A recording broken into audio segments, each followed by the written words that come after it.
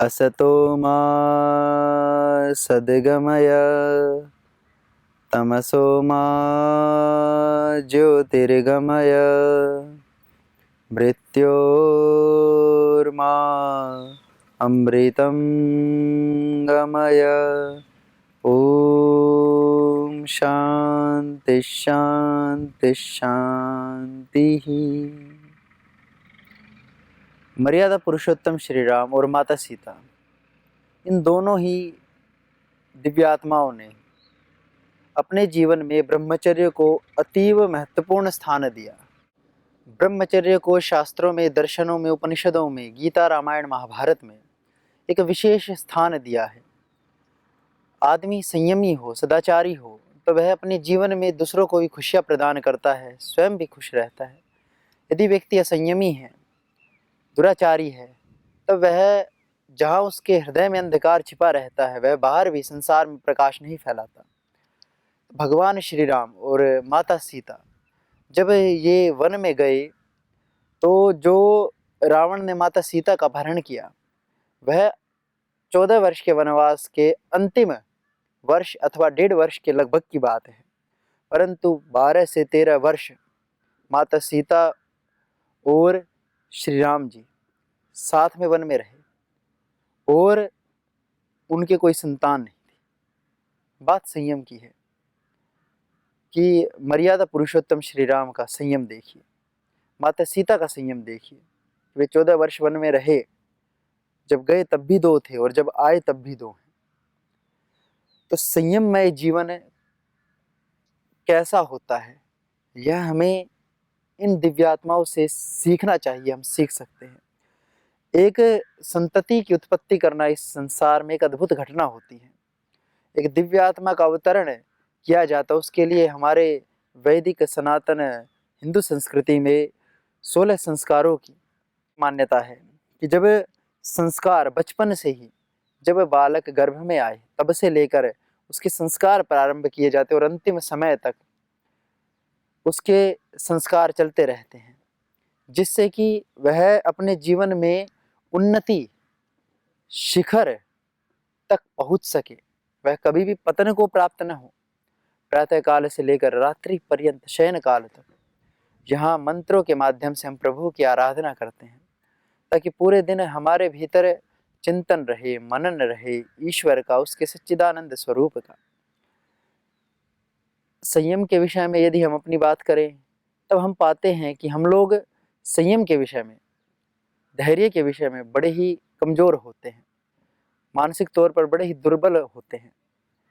हम प्रलोभनों को देख करके उनकी ओर झटिति ही अपने कदम बढ़ा लेते हैं, या मैं यूँ कहूँ कि यह भी नहीं पता लग पाता कि प्रलोभन आया और कब कदम उसकी ओर बढ़ गए, कब भोग की सामग्री सामने आई और कब भोगी गई।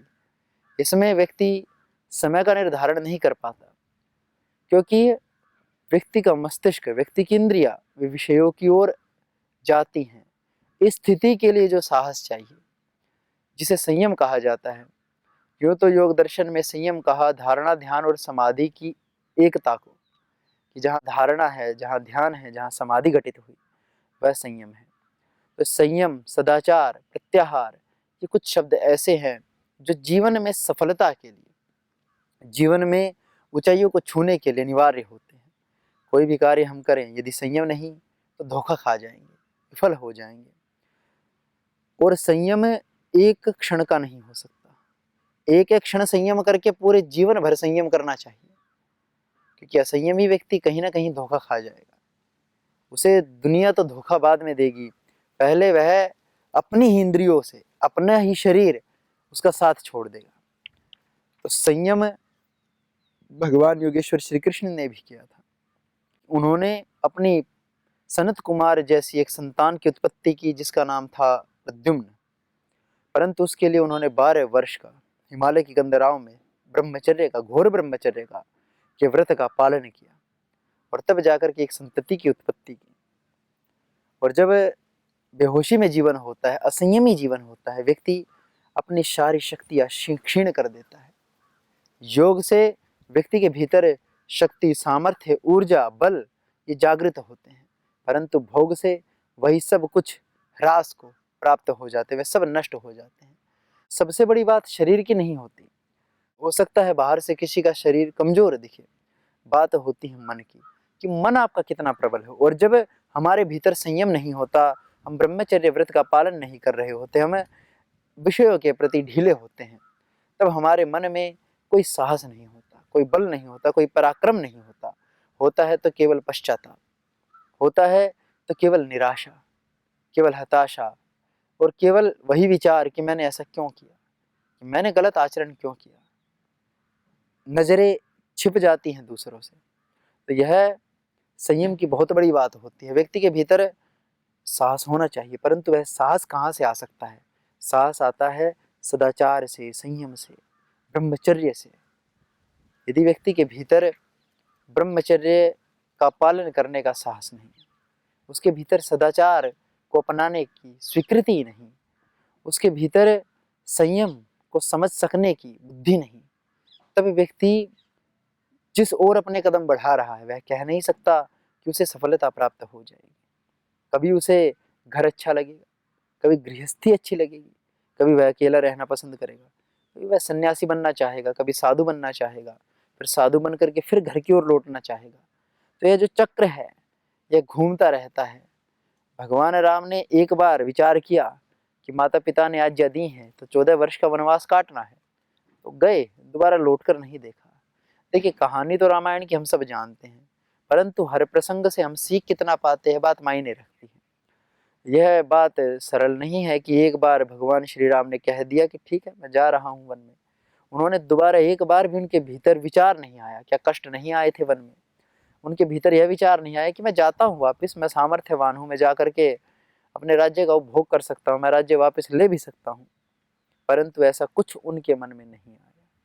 परंतु हमारा मन बार बार विचलित होता है। आज कहता है मैं संयम करूंगा, मैं सदाचार का जीवन व्यतीत करूंगा, मैं चटपटी चीजें नहीं खाऊंगा, मैं भोग विलास की वस्तुएं नहीं अपने पास रखूंगा, मैं अपना समय व्यर्थ नहीं गंवाऊंगा। ऐसी हजारों बातें हम स्वयं से करते हैं, परंतु यह एक बार संकल्प करने के बाद हजारों विकल्प हमारे सामने आ जाते हैं। मुझे स्मरण है जब मैं, वैसे तो अभी भी छोटे ही हैं, जब और छोटा था तब घर पर शिवरात्रि का व्रत रखते थे। मैं नहीं रखता था, मुझे तो बस जैसा संसार में बाहर चल रहा है उसके अनुसार मुझे करना था।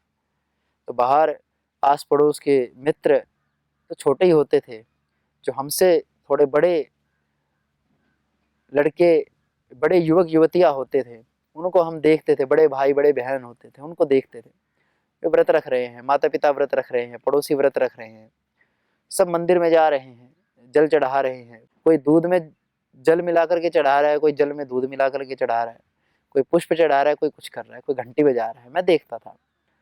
तो एक बालक बुद्धि कि आज छुट्टी है स्कूल की, शिवरात्रि है, तो कुछ नहीं खाना, कुछ नहीं खाना अर्थात व्रत रखना है। अब व्रत रख करके दूसरी बुद्धि, पहला विचार आ गया कि व्रत रखना है। व्रत का मतलब था रोटी नहीं खानी, चावल नहीं खानी, सब्जी नहीं खानी, दाल नहीं खानी। सब्जियों की अनुमति फिर भी रहती है शायद। तो ऐसा व्रत रखना है और आज रोटी चावल दाल सब्जी ये सब नहीं खानी है। आज क्या खाना है? आज पुट्टू का आटे का या साबूदाने की कुछ खीर बनेगी वो खानी है, या कुछ ऐसा बनेगा जो व्रत में फल मिलेगा, या दूध पी सकते हैं, ऐसे ऐसे कुछ। तो हमारी भी ऐसी बुद्धि कि चलो ऐसे ऐसे करेंगे आज। फिर हाँ, मंदिर में जाना है। अब मंदिर में जाएंगे तो लोग घूमने जा रहे हैं, हम भी उनके बहाने हम भी मंदिर घुमाएंगे। तो मंदिर में चले गए, मंदिर में जाकर के कोई श्रद्धा नहीं। दूसरे लोग जल श्रद्धा से चढ़ाते हैं, पर उस बालक बुद्धि में कोई श्रद्धा नहीं, उसमें तो सिर्फ मनोरंजन है। उन्होंने जल चढ़ाया, उन्होंने यदि दूध में पानी मिलाकर जल चढ़ाया तो हमने भी चढ़ा दिया। आ गए बाहर, व्रत हो गया, घर आ गए, घूम कर आ गए, अच्छा लगा। अब भूख लग रही है, तो भूख लगने के बाद घर में फल है तो फल खा लिया। मान लीजिए मिठाई आ गई, यह मैं सच्ची बता रहा हूँ कि घर में उस दिन मिठाई थी, शायद जलेबी या किसी की शादी से आई थी तो रखी थी घर में, एक कंटेनर में एक छोटा सा था कोई ड्राम सा, उसमें जलेबियाँ रखी थी, मुझे स्मरण है। और पूरे दिन मैंने काफ़ी संयम रखा, पर मेरा ध्यान बार बार उधर ही जा रहा था कि वहाँ जलेबी और लड्डू रखे हैं। तो मैंने पूरे दिन लगभग रात के 9 बजे तक तो संयम रखा, परंतु फिर अब क्या, अब तो हो गया, तो जा करके प्रसाद ग्रहण कर लिया। तो हालांकि यह सब कर तो लिया, संयम रखा इतनी देर, परंतु वो खा लेने के बाद मैं यह नहीं कह सकता कि मैंने पूरे दिन उपवास रखा, पूरे दिन संयम रखा। परंतु अंत में मेरे यह आज भी स्मरण है कि उस समय भी, मतलब मैंने खा तो लिया, पर उस समय भी मैं जान रहा था कि तूने व्रत नहीं रखा। व्रतेन दीक्षा मापनोति दीक्षया आपनोति दक्षिणा, दक्षिणा श्रद्धा मापनोति श्रद्धया सत्यमाप्यते।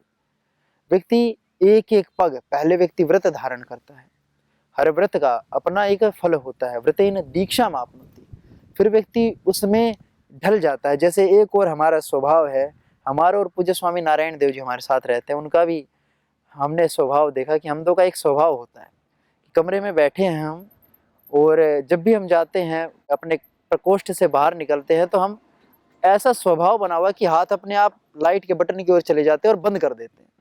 तो कभी कभी ऐसा होता है कि सब बैठे होते हैं कक्ष में और हम बाहर निकल रहे हैं, एक कक्षा पढ़ाने के लिए निकले और हमारे मित्र वहीं बैठे हैं, तो उनके बैठे हुए भी हम लाइटें ऑफ कर देते हैं, बाद में तुरंत ऑन कर देते हैं, परंतु स्वभाव के वश कि मैं बाहर निकल रहा हूँ, मुझे अपने कक्ष की लाइट्स पंखा सब मुझे बंद करना है, तो यह एक स्मरण रहना। कभी कभी सब बैठे हुए हैं, जिस ओर बटन उस ओर स्वाभाविक तौर पर चले जाना, तो ये संस्कार ऐसे पड़ जाते हैं कि व्रतेन दीक्षा मापनोति। व्यक्ति जब व्रत का पालन करता है निरंतर श्रद्धा पूर्वक अपने व्रत में, अपने ब्रह्मचर्य व्रत में, यदि वह शिक्षा अध्ययन कर रहा है तो अपनी शिक्षा में वह भी एक व्रत है, खेल रहा है उसमें पूरी लगन के साथ, यदि लगा हुआ है, निरंतर लगा हुआ है, कोई वजन घटा रहा है, कोई वजन बढ़ा रहा है, यदि वह संयम पूर्वक श्रद्धा पूर्वक निरंतर लगा हुआ है तो सफलता प्राप्त हो जाएगी। हमें तो हुई है। तो व्यक्ति निरंतर यदि एक ही कार्य में श्रद्धा पूर्वक लगा है, तब वह उसका धीरे धीरे स्वभाव बन जाता है। परंतु व्रत में कष्ट होता है, किस बात का? क्योंकि हमने व्रत किया, अब पढ़ाई का व्रत है मेरा कि मुझे अब एक जीवन काल होता है जिसमें व्यक्ति को पढ़ाई पर अधिक समय देना पड़ता है, तो उस समय उसके अतिरिक्त उसकी कोई दूसरी प्रमुखता न हो। उसके बाद जीवन काल में गृहस्थ को व्यक्ति समय नहीं देते, जब अध्ययन करना होता है तब अध्ययन में समय नहीं देते हैं, जब घर गृहस्थी संभालनी होती है तो व्यक्ति अपने परिवार के लिए समय नहीं देता, फिर जब समाज के लिए कार्य करना होता है तो समाज के लिए समय नहीं देता। तो अपनी वासनाओं को नियंत्रित करते हुए अपने व्रत का, जिस भी व्रत में आज हम हैं, कोई बालक पढ़ रहा है, कोई गृहस्थ में है, किसी का गारहस्थ जीवन चल रहा है, कोई ब्रह्मचर्य की दीक्षा लेकर के संन्यास की ओर अग्रसर हो रहा है, कोई वानप्रस्थी ठहर रहा है, अब घर से विदाई ले रहा है, और कोई सन्यासी ही है, तो अपने अपने व्रत में पूर्ण निष्ठा पूर्ण संयम के साथ वर्तते रहें, अपने व्रत में लगे रहें। उससे हम जैसा बनना चाहते हैं धीरे धीरे वैसा हमारा स्वभाव बन जाएगा। व्रतेन दीक्षा आपनोति दीक्षा आपनोति दक्षिणाम। फिर एक दूसरा अगला चरण होता है कि हम किसी मंजिल की ओर बढ़ रहे होते हैं। जैसे भगवान श्री राम को 14 वर्ष का वनवास काटना था, परंतु उसमें समस्याएं थी, कष्ट थे, संघर्ष थे, चुनौतियां थी। तो उन चुनौतियों के कारण से जब हमारे सामने संघर्ष आते हैं तो मन विचलित होने लग जाता है। तो जब व्रत लेंगे, व्रत के बाद जब हम धीरे धीरे दीक्षित होंगे उसमें, उस समय भी और उसके बाद भी इस समय में समस्याएं, संघर्ष, चुनौतियां हमेशा खड़ी रहती हैं। उन चुनौतियों को जो पार कर जाता है वह दक्षिणा प्राप्त करता है। व्रतेन दीक्षा आपनोति दीक्षया आपनोति दक्षिणा। फिर दक्षिणा से व्यक्ति के भीतर उस विषय में श्रद्धा और भी प्रगाढ़ हो जाती है। कोई बल की उपासना करे और उसे फल भी दिखाई दे तो उसकी व्यायाम में, योग में और अधिक श्रद्धा बढ़ जाएगी। कोई ध्यान कर रहा है और ध्यान करने से उसे मानसिक शांति, संतुलन मिल रहा है, वह देख रहा है कि उसका व्यवहारिक जीवन अच्छा हो रहा है, उसकी ध्यान में और अधिक श्रद्धा बढ़ जाएगी। कोई व्यक्ति व्यापार में अपना पैसा लगा रहा है, व्यापार में पैसा लगाने के बाद वहाँ फल भी मिल रहा है, व्यापार में उन्नति है, उसी व्यापार में उसकी श्रद्धा और बढ़ जाएगी। और यह व्यक्ति के जीवन के चरण हैं। पहले कम श्रद्धा थी। योग दर्शन में कहा इस संसार में आध्यात्मिक शक्तियां हैं, अतीन्द्रिय शक्तियां हैं, जिनकी अनुभूति हमें नहीं होती। इस शरीर के भीतर अष्टचक्र है, इस शरीर के भीतर असीम सामर्थ्य है। यदि उस सामर्थ्य को जागृत कर लिया जाए तो योग दर्शन में समाधिपाद में जो शक्तियां कही हैं, परंतु उसके लिए प्रत्याहार, धारणा, ध्यान, समाधि और संयम की आवश्यकता पड़ती है। तो वे सारी शक्तियों को आप अपने ही भीतर जागृत कर सकते हो। परंतु जैसे ये शक्तियां आपके भीतर जागृत होती हैं, वैसे ही व्यक्ति उन पर विश्वास कैसे करे कि ये अतीन्द्रिय शक्तियां हैं। जागृत तो हो सकती हैं, अभी थोड़ा विश्वास है। पढ़ा योग दर्शन में तो वहां यह लिखा कि अधिक विश्वास करना और अधिक श्रद्धा करनी है तो थोड़ी अनुभूति होनी चाहिए। व्यक्ति को जब तक अनुभूति ना हो, अनुभूति के बिना व्यक्ति की पूरी श्रद्धा नहीं होती उस विषय में। तो यहाँ कहा कि एक विषयवती प्रवृत्ति उत्पन्ना मनस स्थिति निबंधिनी। इस सूत्र पर व्यास भाष्य में महर्षि व्यास जी कहते हैं यदि नासिका के अग्रभाग पर ध्यान करेंगे तो हमें दिव्य गंध की अनुभूति होती है। हम यदि रसना के अग्रभाग पर ध्यान करेंगे तो दिव्य रस की अनुभूति होती है। ऐसे ही 5 दिव्य विषय बताए, इन 5 दिव्य विषयों की अनुभूति होगी। तो आगे कहा कि इन 5 विषयों की अनुभूति इसलिए भी कर लें जिससे कि अतीन्द्रिय विषयों में श्रद्धा और अधिक बढ़ जाए। नहीं तो व्यक्ति ऐसे सोचता रहता है पता नहीं ऐसा है कि नहीं है, परंतु जिसे अनुभूति हो गई फिर उसे दूसरे के मुख से यह सुनने की आवश्यकता नहीं पड़ेगी कि यह सत्य है कि असत्य है।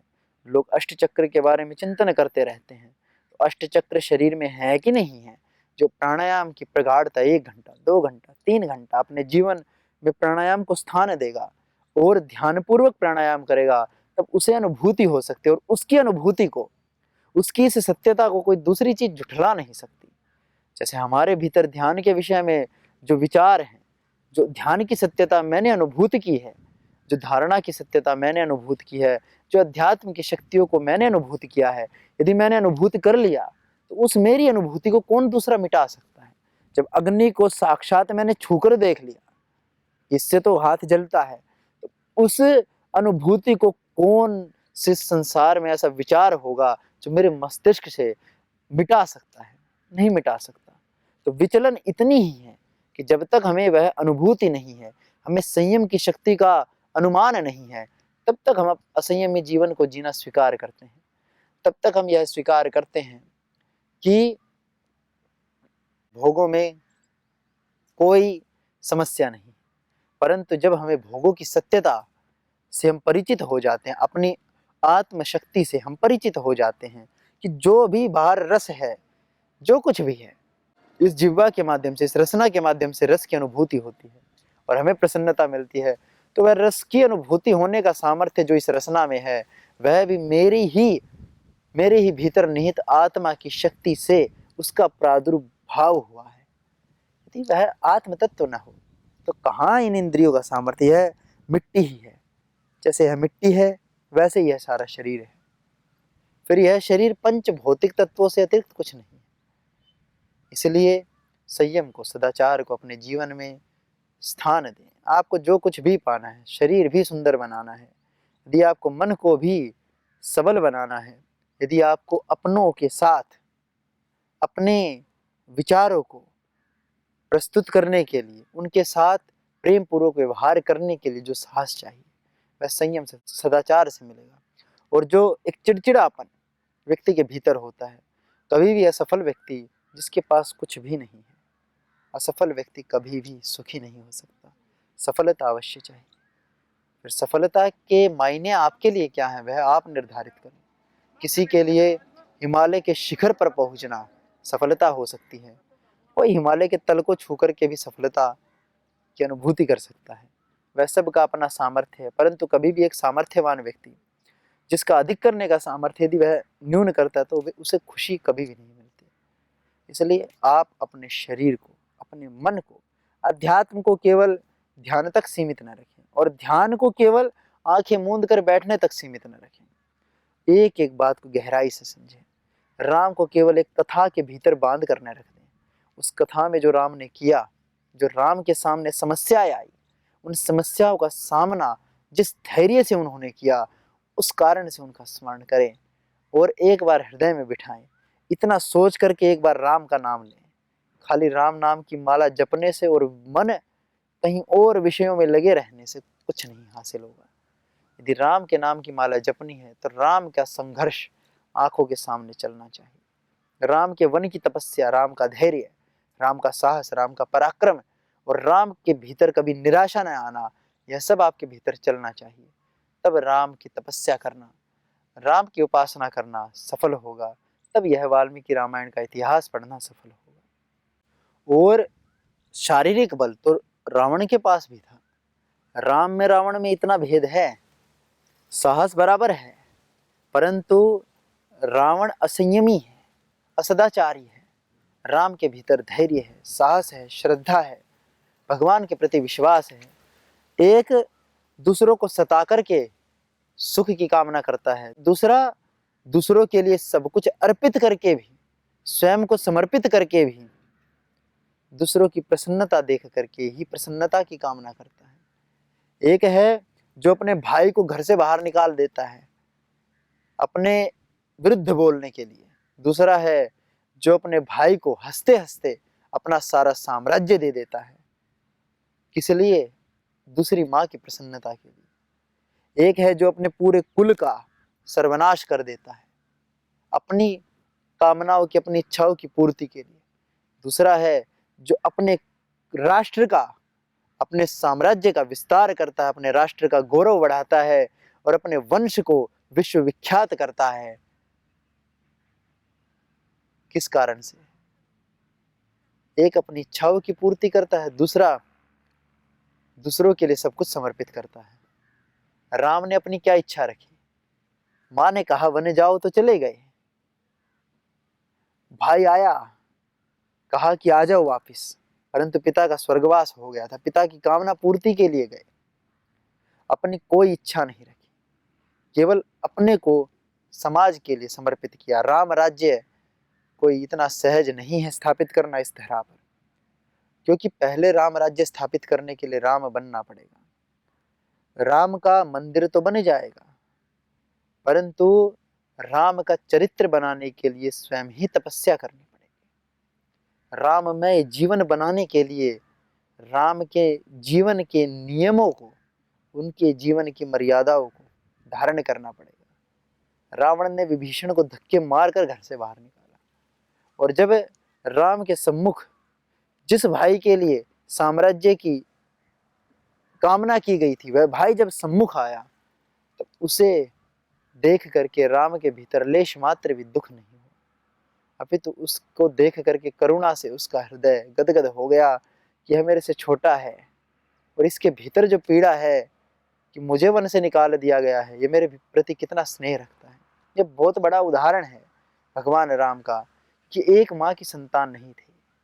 राम, भरत, लक्ष्मण और शत्रुघ्न, ये चारों, ये तीन माताओं की संतानें थी। फिर भी इनके भीतर जो स्नेह है, जो प्रेम है, और राम के भीतर देखिए सबको अपना बना लिया उन्होंने। वानर, किन्नर, गंधर्व, राक्षस, सब, कौन उनसे अछूता था। जब रावण से युद्ध करते हैं राम, तो इंद्र से कोई उन्होंने रथ मांगा नहीं था, परंतु उन्होंने सहज दे दिया। जो संयम के, सदाचार के पथ पर आगे बढ़ता है, लोग उसका सहयोग करते हैं, परंतु जो व्यक्ति गलत मार्ग पर अग्रसर होता है तो उसका स्वयं का कुल भी उसका विद्रोह कर बैठता है। फिर चाहे बात राम की जाए या बात कृष्ण के समय की जाए, दोनों ही वंशों में, क्योंकि जिस कंस का विनाश किया भगवान श्री कृष्ण ने, वह कंस भी तो भगवान श्री कृष्ण का मामा ही लगता था। तो अपने ही दुराचारी का साथ नहीं देते, क्रूर का, एक हत्यारे का, एक असंयमी व्यक्ति का कोई साथ नहीं देता। वह तो अद्य जीवानि माश्वः, आज तो जीता हुआ दिखाई देता है, कल उसका कोई अस्तित्व नहीं है इस धरा पर, इस संसार पर। संयम को अपने जीवन में स्थान दें। ध्यान को केवल आंखें मूंदने तक सीमित न रखें, अपितु चहुं ओर अपने पूरे जीवन में प्रातः काल उठने से लेकर रात्रि शयन पर्यंत अपने जीवन को, अपने मन को भगवान में ही लगाए रखें।